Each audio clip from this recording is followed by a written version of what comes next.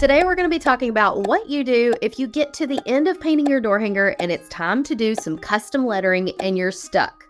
You're afraid that your hand lettering is going to be terrible. You're worried that you're going to be writing those letters and they're going to go downhill. Maybe you're worried about the spacing and how big to make the lettering. All of that comes into play when you're getting ready to paint lettering on a door hanger, especially if you're afraid of freehanding your lettering. So I had the perfect project come up recently for this. I was given the opportunity to paint a custom apple door hanger for a school nurse. Her name is Miss Erica. So I got the entire apple door hanger painted and it was time to put on the lettering. I knew I wanted the lettering to be big, to be bold, to be easy to read. I didn't want to do it in cursive because this is for an elementary school and sometimes elementary kids cannot read cursive very well. So I wanted it to be in an easy to read font. So I first decided to go to Canva, create the lettering right there in Canva, print it out and trace it onto my door hanger using some graphite paper. I'm going to walk you through that process in just a moment. But first, I'm going to walk you through exactly how to design this in Canva. First, you're going to take a picture of the door hanger. You may wonder why we're doing this. We're doing this so that we can visualize. I'm such a visual person. A lot of creatives are. We can visualize what that lettering is going to look like on the door hanger. You're going to upload that photo into Canva, and then we're going to overlay some text. So let's get started. First, we're going to open up a new document inside of Canva. I chose to do custom size because I wanted to size this to fit on just a single sheet of paper, 8.5 by 11, so that it can print out on my home printer. And the first thing I'm going to do is click on Uploads, find that photo of my door hanger, add it. I'm going to remove the background just because I feel like that makes visualizing this a little easier for me. I'm going to crop it down, make it bigger. I want it to fill up the whole page as best I can. That way I can make my lettering nice and big. Now I'm going to add some text. I'm just going to click on add a heading because I know I want this to be big. I'm going to change the color to white because I know I'm going to use white paint. Typing in the teacher's name, Mrs. Erica. And now I get to play around with the size and the font.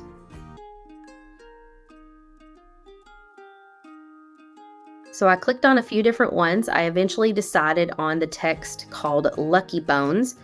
This is where I played around with script and all of that, and then I decided, wait a minute, elementary kids can't hardly read cursive, so as much as adults like that, and that's pretty, it's not very practical for teaching in an elementary school or being a nurse in an elementary school in this case.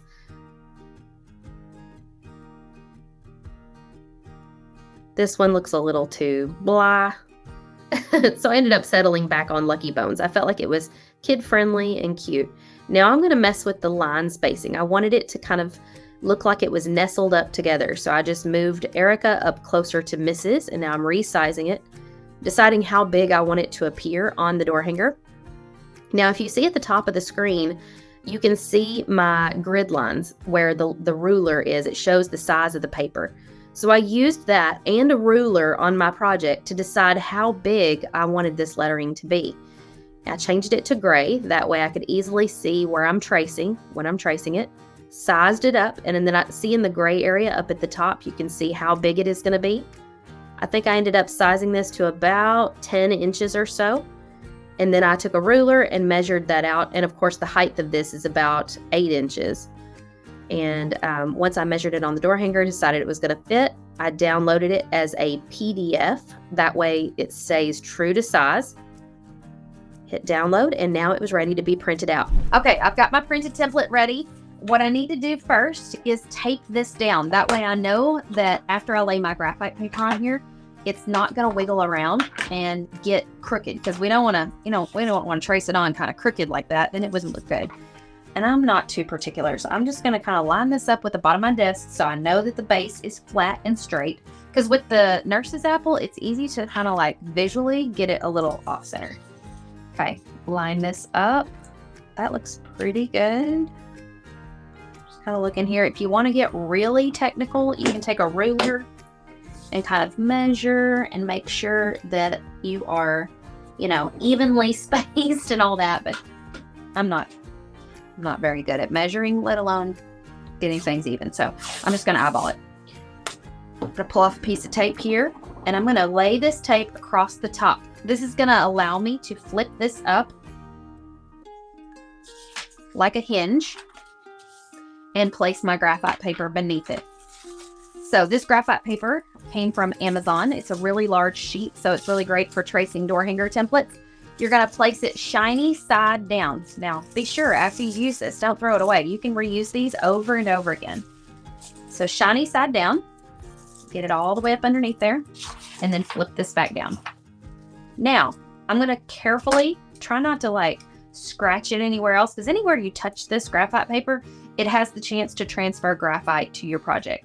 So I'm just using a ballpoint pen, and I'm gonna trace around the inside and outside of every letter on this door hanger. Now, I am not very good at tracing perfectly, so I would say just get it as close as you can, and that's good enough.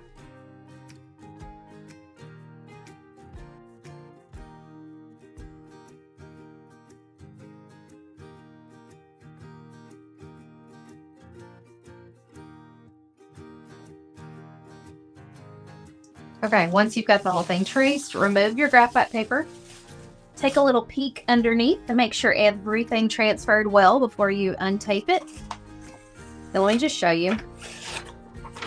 I did not do a very good job of tracing. I got all inside, outside the lines, but you know, like I said, close enough. Now that we have our name right here on the project, we can begin painting. So I'm going to take my little filbert tip brush. It depends on the kind of lettering you're doing, what kind of brush you're going to use. But this one is shaped like the end of your finger, and it's perfect for really curvy lettering like this. This brush is in my signature brush set that you can find on my website. And I'm just going to start with the M, and I'm painting white lettering. White can be pretty tricky to paint.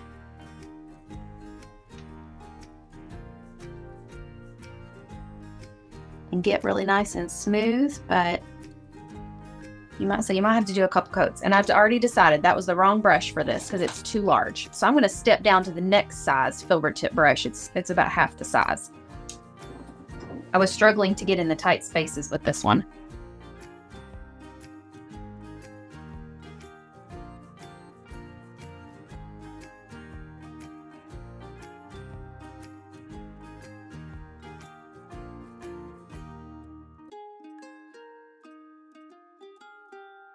Make sure when you're going around these letters to cover up that graphite line. We have a tendency to want to stay inside the lines, but on these, you almost need to go outside that line just enough that you mask and cover up that graphite line, and it's gone after the paint dries. And continue to dip your brush in the paint fairly often. That way you always have a continuous flow of paint on your brush. If you feel like you're having a hard time getting good coverage, it's probably because you're not getting enough paint on your brush. If you feel like you've got too many brush strokes, then you're probably using a brush that's just a little too small. If you feel like the paint is out of your control and you're having a hard time staying inside the lines, then your brush is too big. Okay to change brushes partway through the project if you realize these things are struggles for you.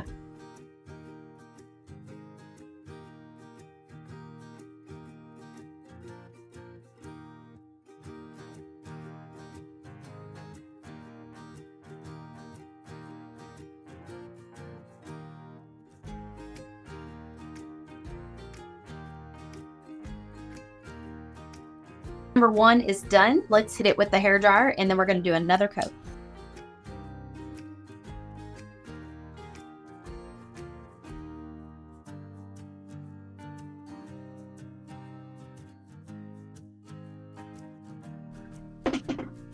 If you did your lettering with black paint, you probably don't have to do another coat, but anytime you're painting white, especially on a color as bold as red, you're just going to have to paint more than one coat, sometimes 3 coats. It really just depends.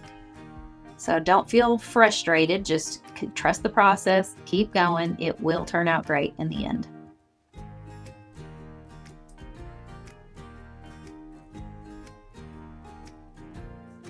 At least with the second coats, a lot of times they go on a lot faster than that first coat because you're not having to be as careful about staying inside the lines. You can just kind of swipe that paint on right through the middles and not worry too much about it. Oh, but you do have to worry about not getting your arm in the paint. If that happens to you, grab a piece of, or a baby wipe, and hopefully the paint is still wet. If it is, you can kind of scrub it up with the baby wipe and fix it. Thankfully, I think my paint was still wet, or wet enough that I could wipe it away.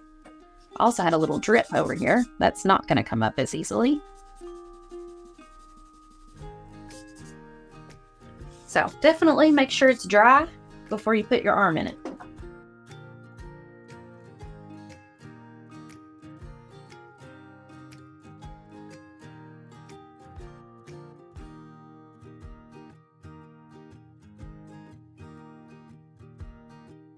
Okay, it may look good on camera, but in person it definitely needs one more coat. So I'm going to put 1/3 and final coat on it and then call it done.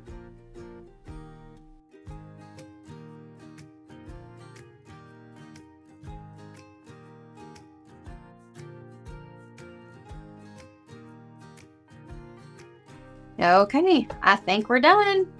I don't know about you, but this probably looks a lot better than it would if I had freehanded this lettering, and it's probably a lot more centered on the door hanger as well. I hope this makes painting door hanger lettering a little easier for some of you who are not so confident in your hand lettering. Hopefully this allows you to feel like you can customize any door hanger you set out to paint. Thank you for joining me today. Don't forget to like the video and subscribe to our channel for all things door hanger painting. And good luck on your next project. I'll see you next time.